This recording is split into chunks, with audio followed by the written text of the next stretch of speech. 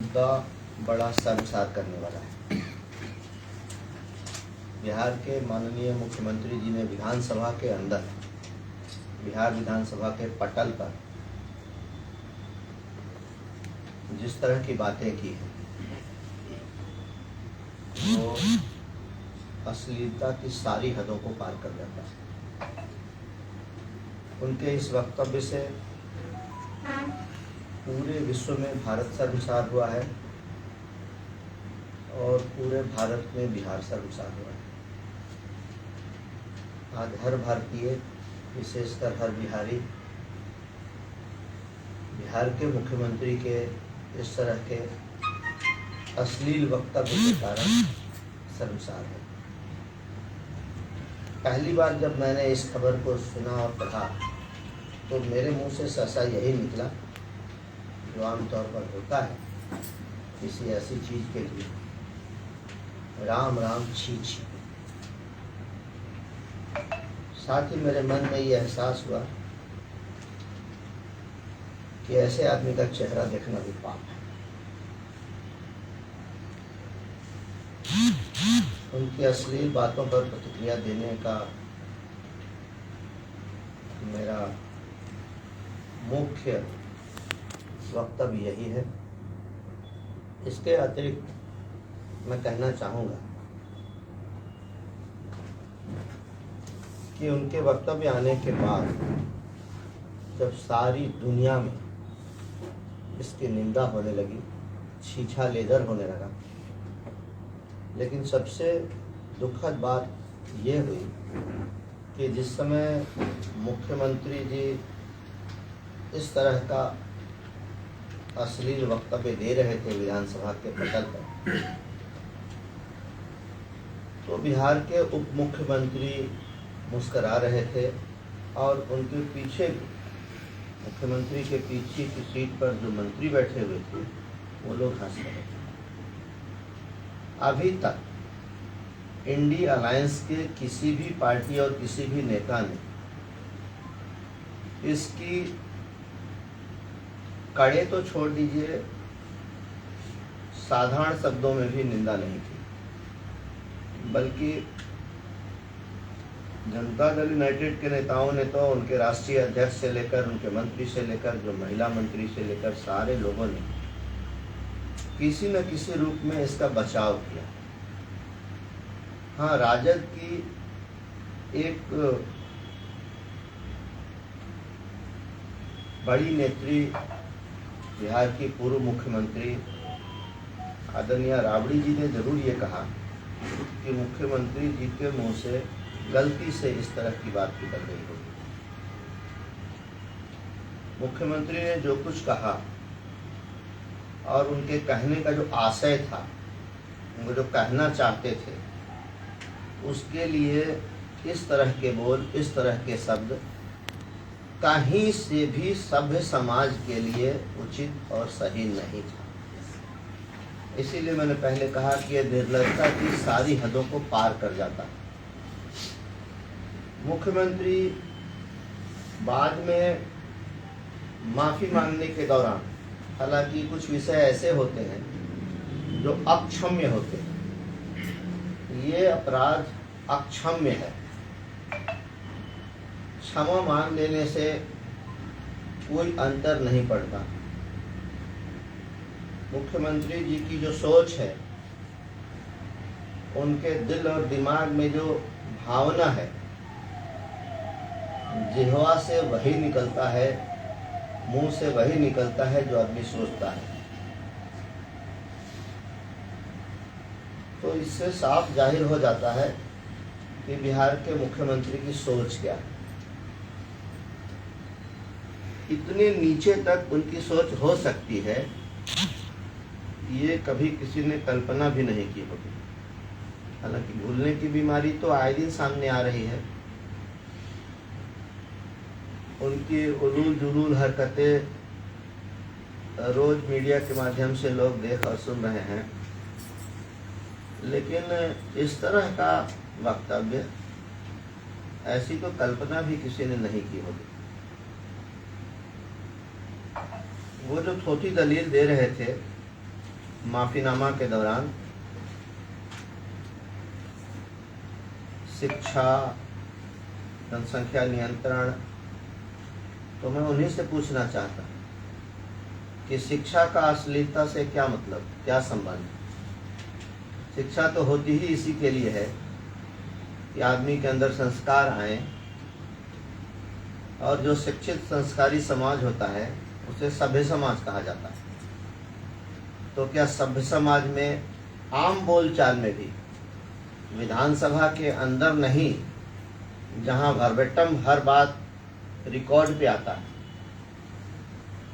मुझे लगता है कि ये बात तो रिकॉर्ड से निकाल दी गई होगी, क्योंकि ये बात मुख्यमंत्री के द्वारा कही गई बात रिकॉर्ड के लायक नहीं थी, इसलिए संभवतः उसे रिकॉर्ड में नहीं लिया गया होगा, उसे निकाल दिया गया होगा। लेकिन अक्षरशः बातें रिकॉर्ड होती हैं, और वही बातें रिकॉर्ड से निकाली जाती हैं जो शब्द या भाषा असंसदीय होता है, अनपार्लियामेंट्री होता है। तो किसी मुख्यमंत्री के द्वारा कही गई कोई बात असंसदीय हो और वो रिकॉर्ड से निकाला जाए, वो अनपार्लियामेंट्री हो, ये देश के राजनीतिक इतिहास के लिए एक शर्मनाक घटना है।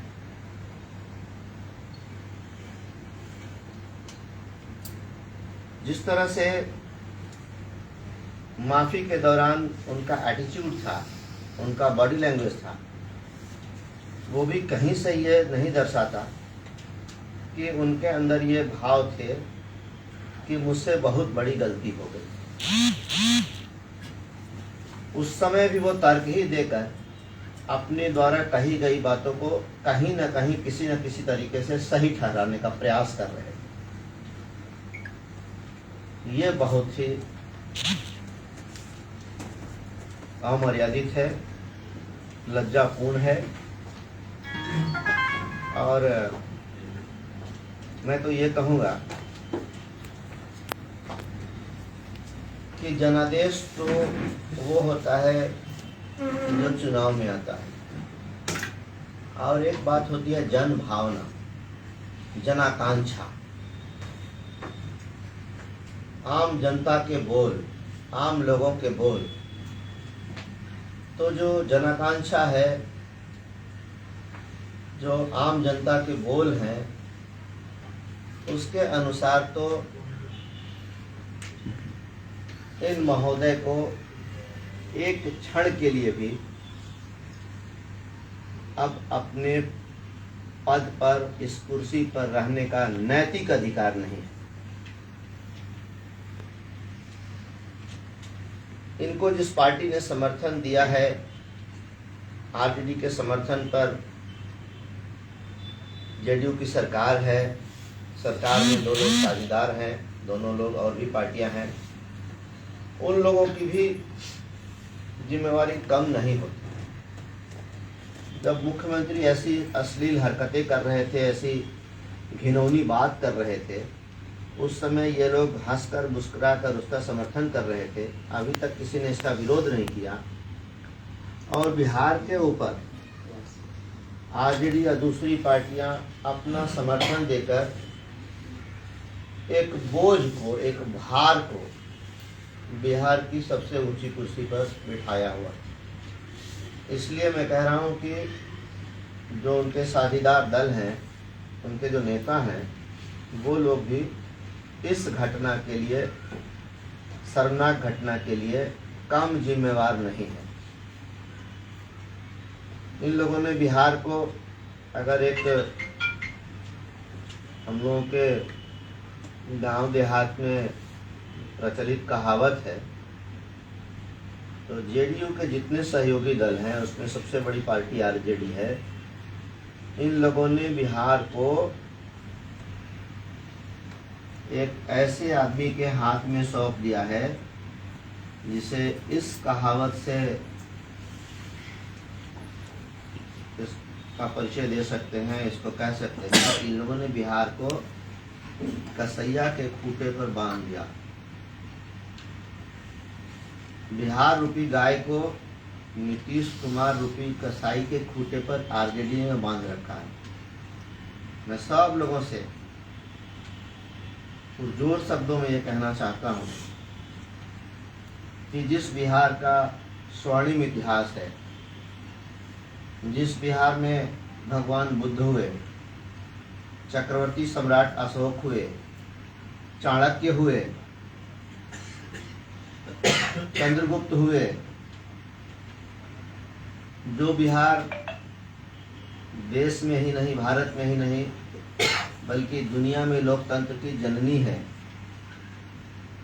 जिस बिहार में मर्यादा पुरुषोत्तम भगवान श्री राम की शिक्षा दीक्षा हुई, जिस बिहार में माता सीते का जन्म हुआ,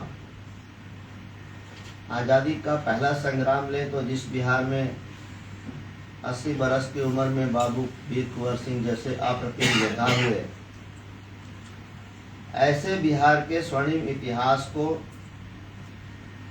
यहाँ के वर्तमान मुख्यमंत्री नीतीश कुमार जी ने पूरी दुनिया और पूरे देश में लज्जित कर दिया।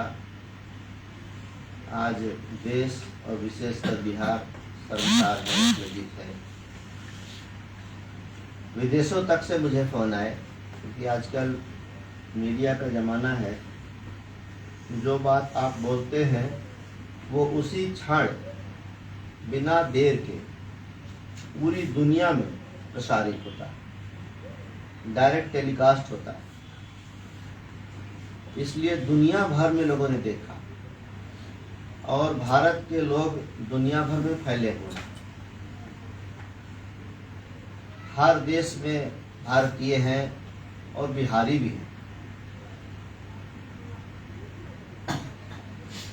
सब लोग लज्जित हुए, शर्मसार हुए।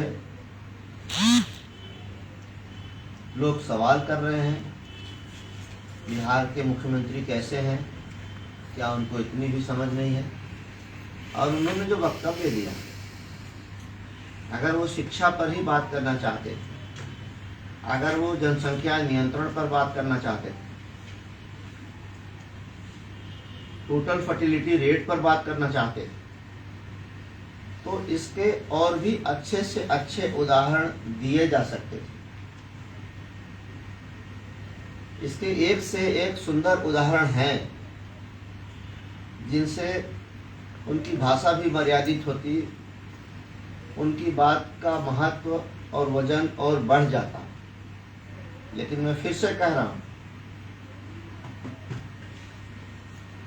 कि जिह्वा तो बोल निकालने का काम करती है, वाणी मुख से निकलता है, लेकिन निकलता वही है जो अंदर की सोच होती है। आदमी जैसा सोचेगा, दिमाग में जो बात चल रही होगी, वही बात उसके मुख से बाहर निकलती है। ऐसा नहीं होता कि मैं सोच कुछ रहा हूँ और बोल कुछ रहा हूँ। कभी कभी गलती से कोई एकाध शब्द किसी से गलत निकल जाता है।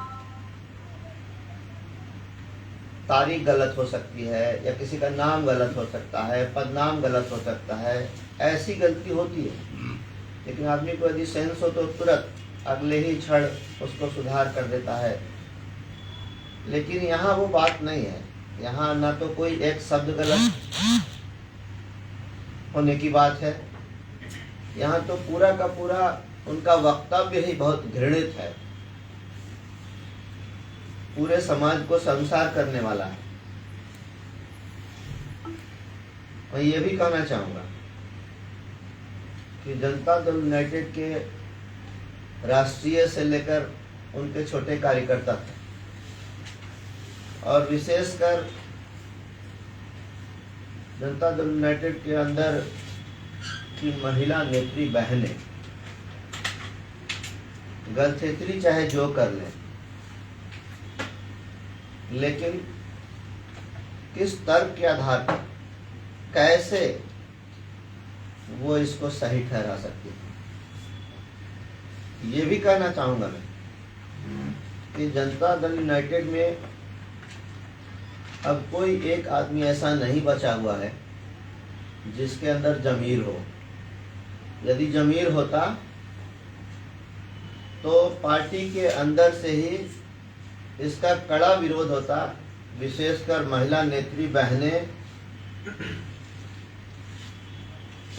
इसका कड़ा विरोध करती। माफी मांगने के लिए तो उनको भी कहना चाहिए था, जो उन लोगों ने नहीं किया, लेकिन वो इस बात पे, इस विषय पे कहेंगी क्या, इसका इंतजार है। एक आध दो का बयान आया है, जेडीयू के राष्ट्रीय अध्यक्ष ने तो इसको बहुत लीगलाइज किया है, और यहाँ तक बेशर्मी का सारा हद पार करते हुए कहा कि मुख्यमंत्री ने गलत क्या कहा, यानी मुख्यमंत्री ने सही कहा।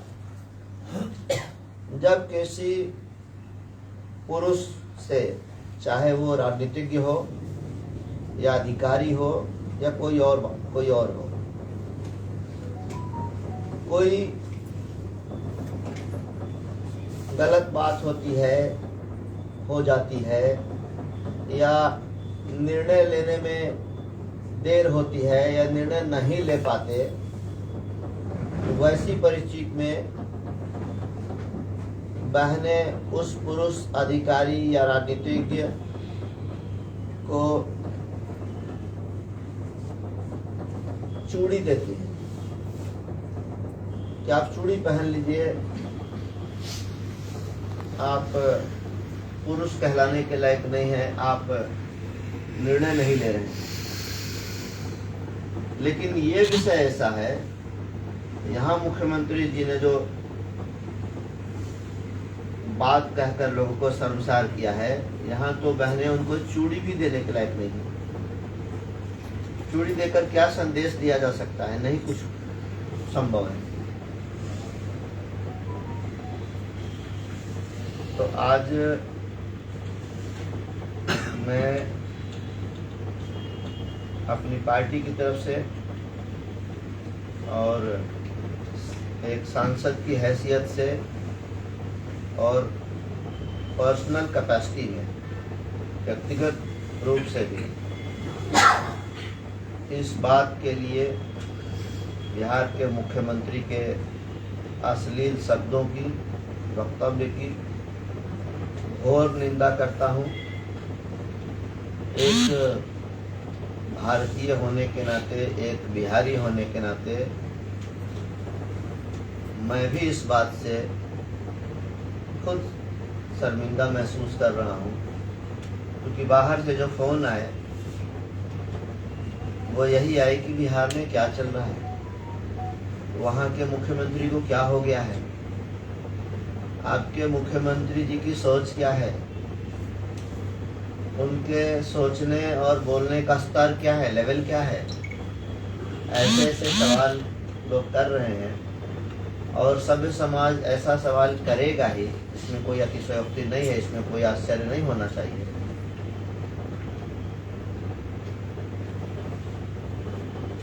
ऐसा उन्होंने कहा जो कोई भी, आप भी मीडिया के भाई हैं, आप उनके वक्तव्य को परिवार के साथ बैठकर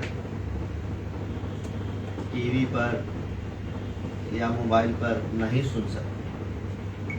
जो उन्होंने कहा है, जो उन्होंने कहा है उसको दोहराना तो कहीं से भी उचित नहीं है। केवल पुरुष समाज ही यहाँ बैठा होता तब भी मैं उसको नहीं दोहराता, और यहाँ तो हमारी बहनें भी हैं, इसलिए मैं उस बात को तो कतई कह ही नहीं सकता। वो कहीं से कहने लायक, कहीं से दोबारा बोलने लायक है ही नहीं। अब इंडी अलायंस के जो नेता हैं, जो लोग हैं, सोचना उन लोगों को है कि राजनीति को किस घिनौने स्तर तक वो लोग ले जाएंगे। विचारों की भिन्नता हो सकती है, किसी पार्टी के या हमारे प्रधानमंत्री जी की नीतियों का, कार्यक्रमों का विरोध हो सकता है लोकतंत्र में, पक्ष और विपक्ष होना आवश्यक भी है, और यही लोकतंत्र की मर्यादा है, लोकतंत्र की शोभा भी यही है। लेकिन ऐसे वक्तव्य से आज हर व्यक्ति, चाहे वो पुरुष हो या महिला हो, वो यदि पुरुष भी है तो उसकी माँ है, उसकी बहन है, उसकी बेटी है, उसकी पत्नी है, और तरह के रिश्ते हैं महिलाओं से, कोई बुआ है, कोई मौसी है। तो चाहे वो पुरुष हो या महिला हो, हर व्यक्ति का सर आज नीतीश कुमार ने नीचा किया है शब्दों के माध्यम से, और वो भी गलती करके ये लॉजिक देना कि मैंने जो कहा उसका आशय ये था और मैं ये कहना चाहता था। फिर से उस बात को मैं दोहरा रहा हूँ कि शिक्षा होती ही इसीलिए है कि किसी भी बात को सभ्य तरीके से समाज के सामने रखा जाए, प्रस्तुत किया जाए, फिर आदमी और जानवर में कोई अंतर ही नहीं रह जाए। फिर शिक्षा का कोई मतलब ही नहीं हो यदि उसमें अश्लीलता आ जाए। और नीतीश कुमार जी ने तो अश्लीलता की सारी हदों को भी पार कर दिया। अब इससे आगे कुछ हो ही नहीं सकता जो उन्होंने बोला, कहा। धन्यवाद।